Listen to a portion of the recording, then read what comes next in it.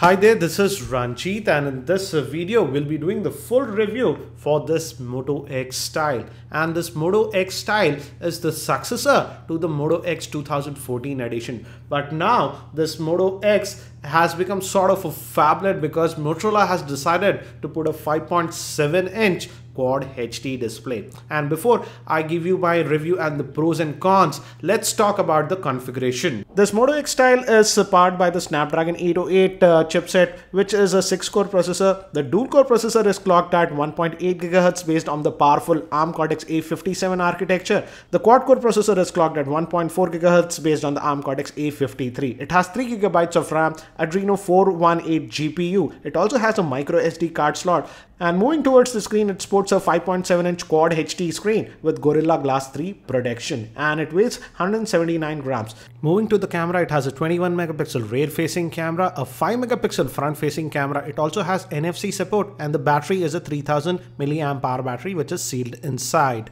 As you can see from the specs, this Moto X Style is sort of a flagship device apart from the fingerprint scanner. That is one thing that is missing on this Moto X Style, because most of the flagships from other vendors have a fingerprint scanner. So the fingerprint scanner is not present, but let's talk about the design. The design is typical Motorola. The back is sort of curved. Hence, even though it's a big phone, holding it in a hand is actually comfortable experience. And also the bezels are very thin. Hence, though it's a big phone, you can hold it in a single hand. But again, it's a sort of a two-hand device. Also, when we talk about the build quality is really good. This is actually metallic. The entire chassis is metallic, so it gives a sort of a premium feel. And the buttons are also tactile. But one thing I have noticed is that the power button is actually very springy. So I do not get that very good tactile feel. Don't get me wrong, it's not bad, but it's a very springy button in my opinion. Also, when we talk about the weight, generally Motorola devices have very good in-hand feel, and that's the same. But I feel this Moto X Style is slightly on the heavier side. It weighs 179 grams. I got used to it after 4-5 days of usage, but during the first 2 days, I did feel that the phone is slightly on the heavier side.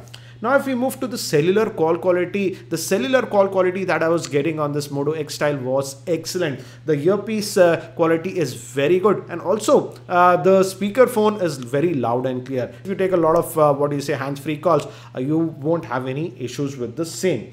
Also, in terms of general usage, again, it's a Motorola device, so we get almost stock like Android experience. And out of the box, it comes with Android Lollipop, that is 5.1. And don't be worried, Android Marshmallow update has already started on this Moto X Style. But as we are using a dual SIM variant in India, we might get it after a couple of weeks. If you guys are interested, how will it behave after that Marshmallow update? Do let me know in the comment section. I can do a sort of a mini re-review after the Android Marshmallow update. Now, if we move to the battery life, the battery is actually sealed. That's a 3000 milliamp hour battery. And the good thing is that the battery charges very fast. In fact, Motorola has provided us this turbo charger, and this phone charges extremely fast using this turbo charger. And I also tested it with Qualcomm, that is certified fast chargers. And even with those, it charges very fast. But in terms of battery life, I would say I got a sort of mixed experience. With my regular usage, yes, it could last me for a full working day. That means if I take it off the charger at 7:30 in the morning,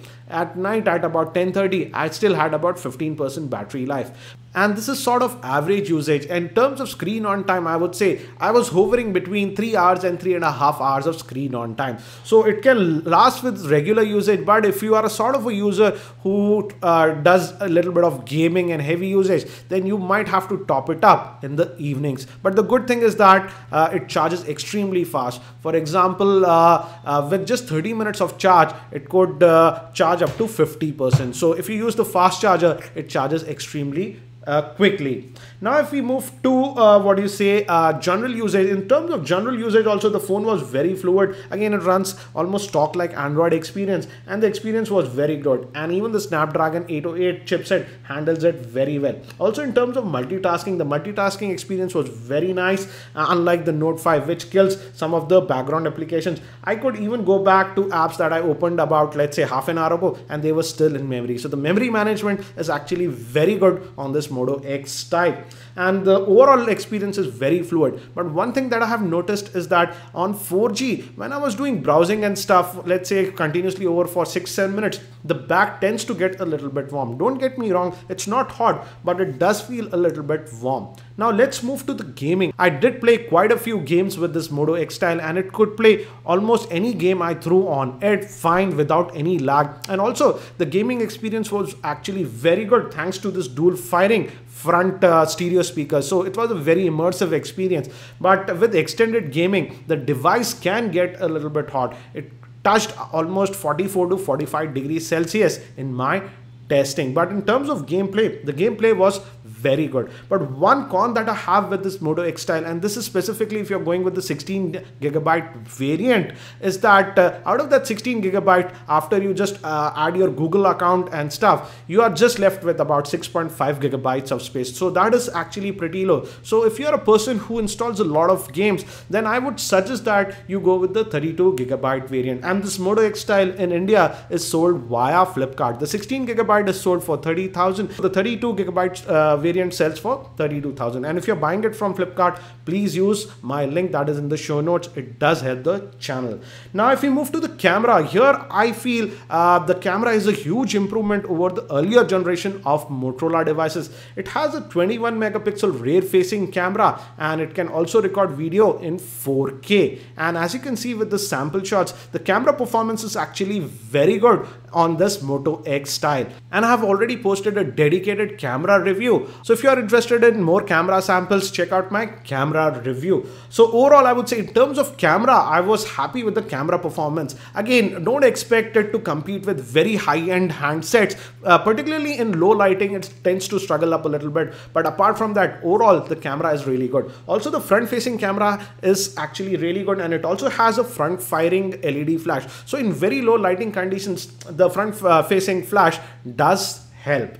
As it's a Moto X device, it has that signature Motorola services like the Moto Voice. That means even if the phone is like this in the standby mode, you can say the hot keyword and it wakes up. And it also has the Moto display, and it also has 3 IR sensors. If you just wave your hand, as you can see, the display woke up. So if you have any notifications and stuff, you can use this and get to the notifications, and that works very well. It's very similar to the Moto X 2014. I've already made a dedicated video regarding that. So if you are interested in those features, you can check out that video. And this works very well. But one con is that though this Moto X Style has a physical LED notification light, it's not enabled by default with the stock firmware. If you want to access it, you have to root your phone and enable it. But this Moto X display works very well in my opinion, and it handles it really nice. Now if we move to the display, it has that Quad HD display, and I would say though it's not a AMOLED display, the quality of the display is very good, and it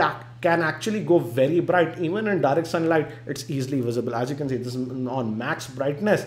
And to be frank, I was happy with the display quality of this Moto X Style. But again, it's not an AMOLED display, but it's a good quality IPS grade display. Now let me actually break down this Moto X Style between the pros and the cons. What are the things that I liked and what are the things that I did not like?